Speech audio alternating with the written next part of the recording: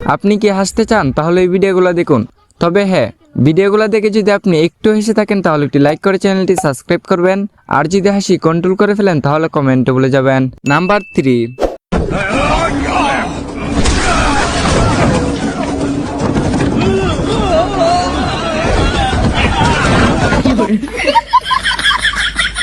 number 2,